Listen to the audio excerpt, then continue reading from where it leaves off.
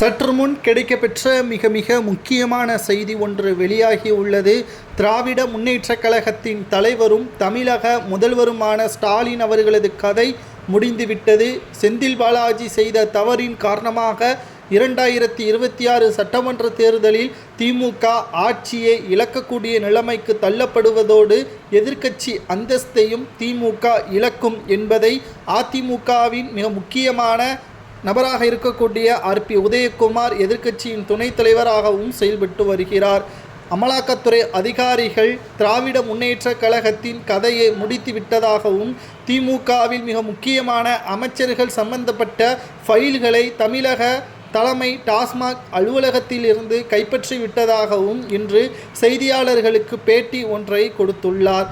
மேலும் கிட்டத்தட்ட திராவிட முன்னேற்ற கழகம் செந்தில் பாலாஜி அவர்களை வைத்து அரசியலை செய்வதாகவும் தேர்தல் நேரத்தில் செந்தில் பாலாஜி கொடுக்கின்ற பணத்தை வைத்தும் அதேபோல் மதுபான ஆலையை நடத்தி வரக்கூடிய திமுகவின் MP ஜெகத் ரட்சகன் கொடுக்கக்கூடிய பணத்தை வைத்தும் தான் தேர்தலை சந்தித்துள்ளது. 2021 சட்டமன்ற தேர்தலில் ஜெகத் ரட்சகன் கொடுத்த பணத்தின் காரணமாகத்தான் திமுக வெற்றியடைந்ததாகவும் RP உதயகுமார் தெரிவித்திருக்கிறார்.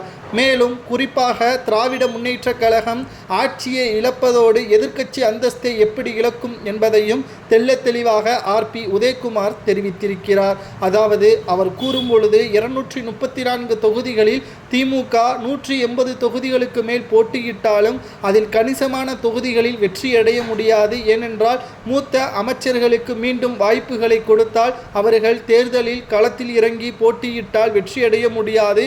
ஆப்போனட்டாக அதிமுக கூட்டணி மெகா கூட்டணியை அமைத்திருக்கிறது. புதிதாக தமிழக வெற்றி கழகமும் அரசியல் களத்தில் இறங்கியிருப்பதால் இளைஞர்களுக்கு வாய்ப்புகளை அதிக அளவில் திமுகவிற்கு எதிராகத்தான் ஓட்டுக்களை தமிழக வெற்றி கழகம் பெறும். ஏனென்றால் விஜய் அவர்கள் தெரிவித்துவிட்டார், எனது அரசியல் எதிரி திமுக தான் என்று.